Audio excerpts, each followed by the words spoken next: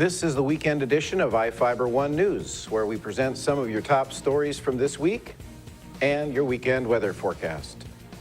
It was a quiet end to the work week along the Columbia Basin, but we do have changes in store for the weekend.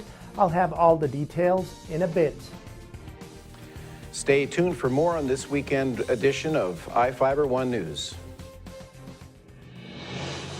From the iFIBER 1 HD studio here in the heart of the Columbia Basin, this is iFIBER 1 News. Your #1 source for local news, sports headlines, and our very own Weather Center forecast covering the entire Columbia Basin. This is iFIBER 1 News, and it starts now.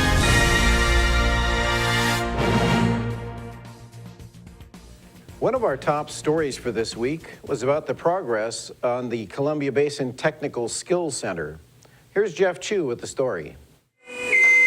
The Columbia Basin Technical Skills Center is seeing some finishing touches as it approaches completion, according to its director. We are at the final stages.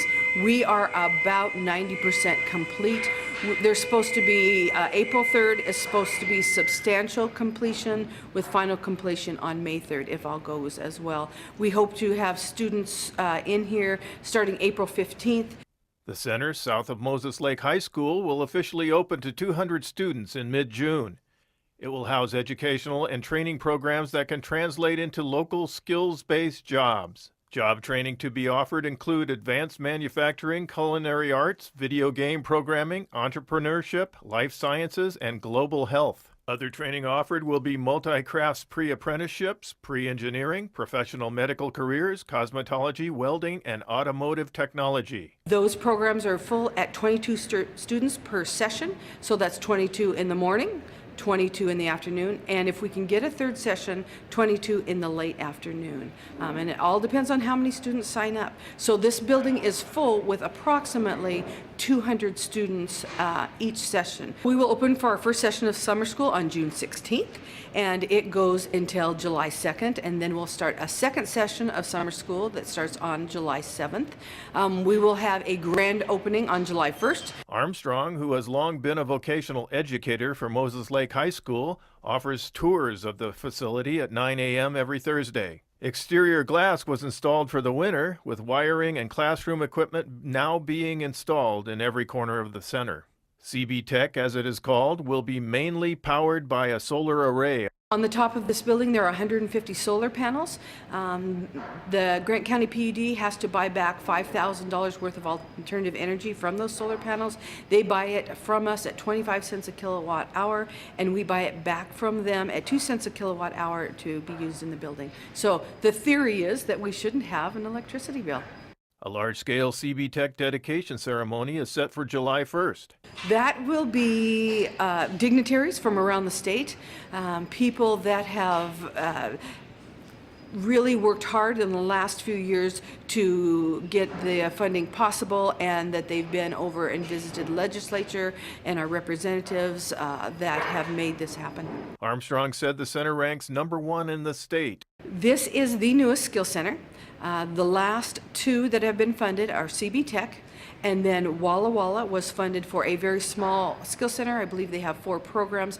So this is the premier skill center in the state right now. It's the newest, and it has the most up-to-date industry equipment in it. I'm Jeff Chu for iFIBER 1 News. Thanks, Jeff. Now we take a look at some people being sought by law enforcement. Each of the people you see here has warrants for their arrest and is wanted by various law enforcement agencies. If you see any of these people, the Department of Corrections asks that you do not attempt to detain or apprehend them, but to call police. You can also call the Department of Corrections at 509-764-6180 during the day, or 509-762-1160 after 5 p.m. We'll be right back after this.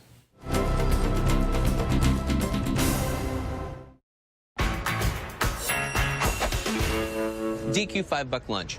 I'm really into it. One thing I can't decide. Is it chicken strips, fries, and a drink with a free sundae, or do you get a sundae with free chicken strips, fries, and a drink? Trick question. Both answers are correct. Exactly, Sam. It's Fananomics. Entree, fries, drink, plus a sundae. The $5 lunch, only at your DQ. This is fan food, not fast food. Hey, how do you TDM? Fish taco. Chicken burrito. No. Chicken taco.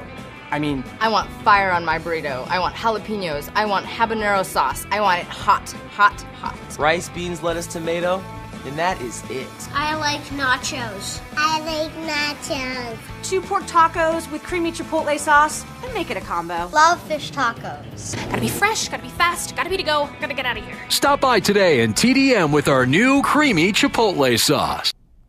Hi folks, good to be with you once again. I'm meteorologist Miguel Montoya from the One News Weather Center. Your forecast is being brought to you by your Bud Clary Toyota dealers. Toyota, let's go places. Let's check out the headlines making news along the Columbia Basin.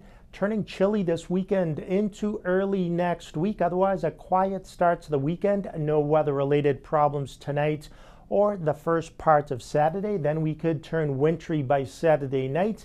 And like I said, also trending colder as we head into the weekend. Afraida, you woke up to temperatures in the upper 20s this morning, made it into the middle 40s this afternoon, which is right about normal for this time of year.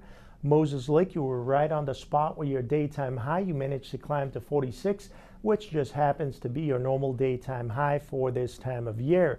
Still hovering near 40 at the present time. You will notice some cloudiness moving in as we get deeper into the overnight hours. Winds will not be as gusty. They will begin to relax out of the northwest between 5 to 10 miles per hour tonight and once again tomorrow.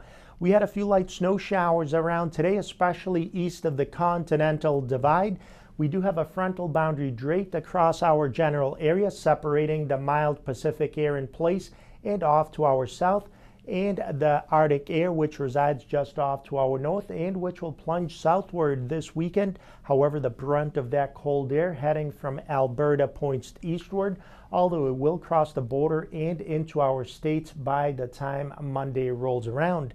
A fast-moving disturbance will push into Vancouver Island by early tonight, reach coastal areas of our states by the pre-dawn hours of Saturday, will work its way through the Columbia Basin and inland northwest by Saturday night. A few leftover rain and snow showers around for Sunday. The next storm system approaches our coast by Monday morning, and the brunt of that goes by to our south.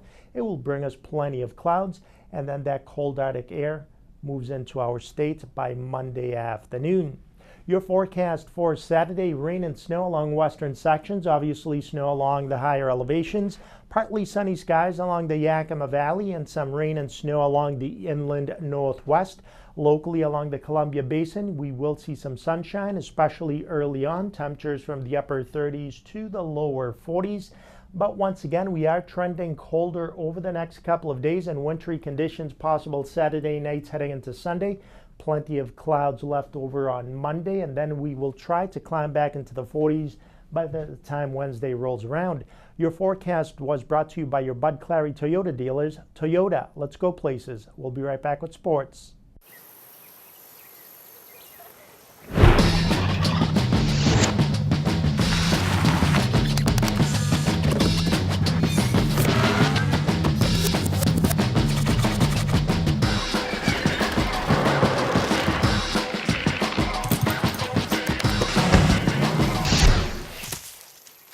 Build anything with the new Toyota Tundra.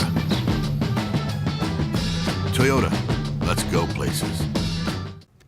If it's metal, we buy it at J&K Recycling, from junk cars to farm equipment and everything in between. We are looking to buy industrial and construction equipment, iron and steel, copper, brass or aluminum. We buy scrap metal of any kind. We can come to you to clean up your junk so you don't have to. Give J&K Recycling a call today. Remember, if it's metal, we buy it. Welcome back. Our next story is about a cause that had everyone jumping in the Columbia Ridge Elementary Gym. Reporter Jeff Chu has the story.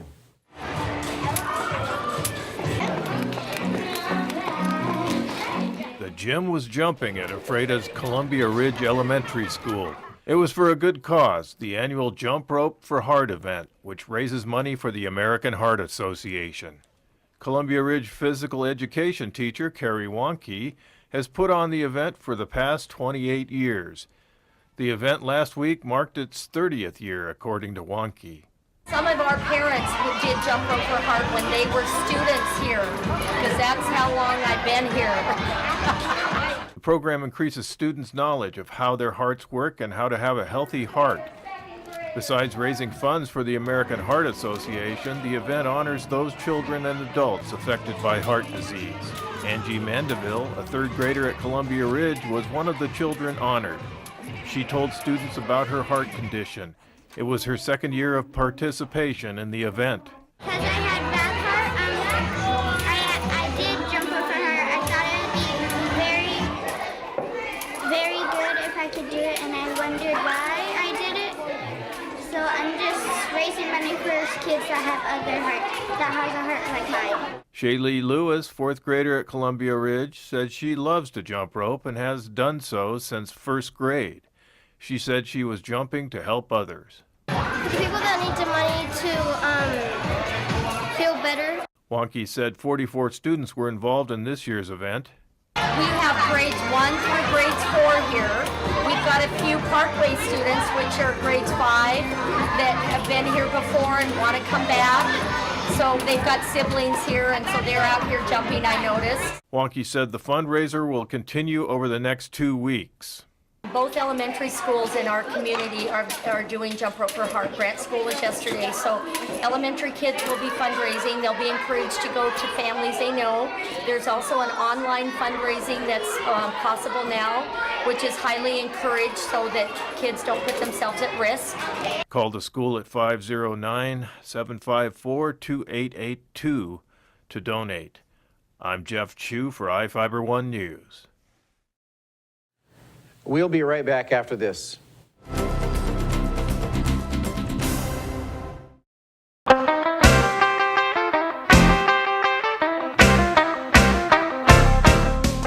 Give your car the bath of a lifetime at Glass House Car and Dog Wash. Our personal attendants will focus on your vehicle's needs, and our new touchless technology guarantees the best wash possible.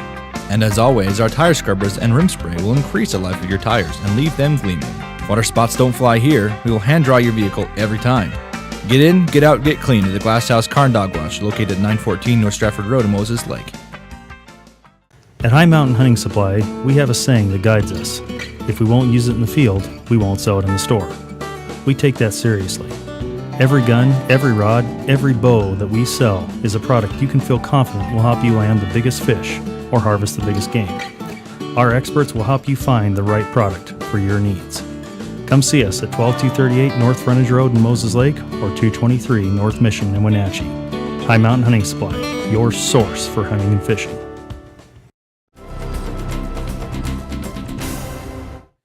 Our next story is about a Moses Lake Elementary School's hefty collection for a good cause. Here's Jeff Chu with the story. Longview Elementary volunteers have collected piles and piles and more piles of clothes donated in Moses Lake. Several tons, actually. That according to Longview Parent Teachers Association President Suzanne Johnson, who came up with the idea. We have collected 9,776 pounds, and we still have 2 drop-off dates. We're adding an additional drop-off date on February 21st from 4 to 7 at our Longview Gymnasium. Donors pulled up to the school last Friday, dropping off even more bags of clothes and other textile items. It doesn't matter what condition so long as the material is clean and dry, but some of the shirts and other textile items donated appear ready for the second-hand store. The fundraiser is called Clothes for the Cause. Parent Teachers Association fundraising volunteers will turn around and recycle the clothes for cash or sell them to thrift stores to be reused. Johnson told how the fundraising project works.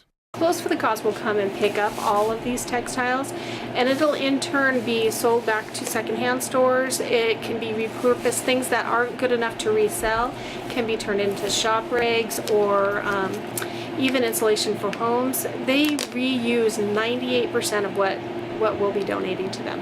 Once we collect 10,000 pounds, we receive 20 cents per pound. Yes. The money will be used for special school events and projects that enhance student learning. Longview Elementary School Principal Robbie Mason says she has been pleased with the first-time fundraiser's results. It definitely is a new endeavor and a creative way for us to raise funds, help out ultimately local communities. And I think what was interesting to me about this, in addition to being a new fundraiser for us and what I just mentioned, is also the recycling aspect. So many of us have old clothing and textiles and worn out shoes and pillows, sheets, blankets, those kinds of things. And all of those things go to this fundraiser to be recycled. So it really has a nice impact too on landfills and reduction of items that would normally go to a landfill. Courtney Playstead, Longview PTA treasurer, has been tracking the bags that come in. The bags come in, we weigh them. We also are a charity program, so we're able to offer a receipt to anybody that brings in their bag so that they can write that off on their taxes, just like if they donated something to Goodwill. Donations will be accepted at the school this week with a special drop-off Friday at the school, 9783 Apple Drive in North Moses Lake. I'm Jeff Chu for iFIBER 1 News. We'll be right back after this.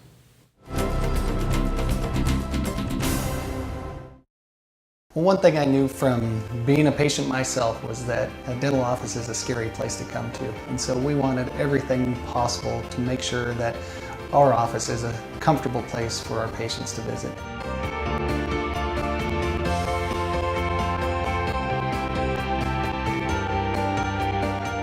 The patients that I have, my clients, have made me a part of this community, and we want to give back in every way possible. My mom was never comfortable in any of her chairs. Getting in and out of them was hard on her joints. We found a solution at In-Home Medical. They have a great selection of lift chairs. Many cost less than national brand recliners, some even featuring heating and vibration for added comfort. They can take her from a flat sleeping position to nearly standing. We found everything she needs for a much better quality of life at In-Home Medical.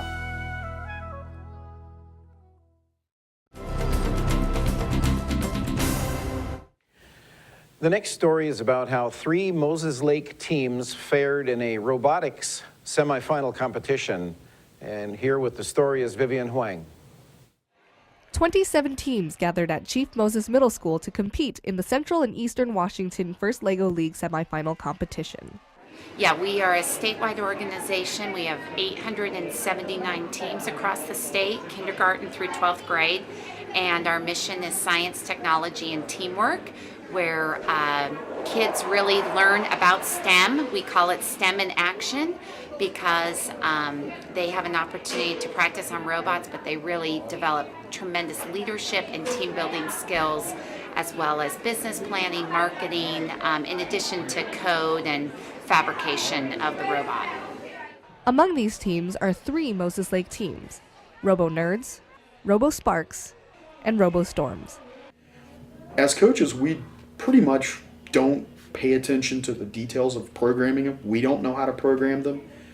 That's good for the coach because I can't answer their question. I can't say, oh, you need to go into this program and change this line here and change that step there. You need to, I don't know how to do that. And that's deliberate because the kids need to learn how to do that. They do all the programming. They write the program.